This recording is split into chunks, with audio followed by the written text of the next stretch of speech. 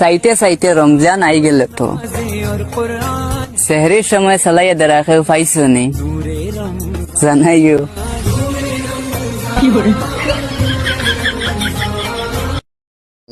সব গুনাহের পেছনে শয়তান থাকে না, আর এটা বোঝানোর জন্যই আমাদের মাঝে রমজান আসে।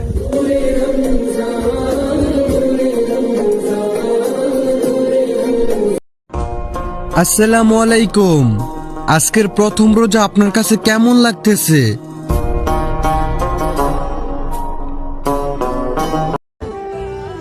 গরম যতই পড়ুক না কেন, রোজা আমরা সবগুলোই রাখবো ইনশাআল্লাহ।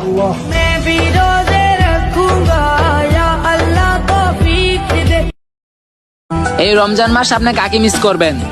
যাকে মিস করবেন অবশ্যই কমেন্টে বলে যাবেন সে আপনার কি হয়।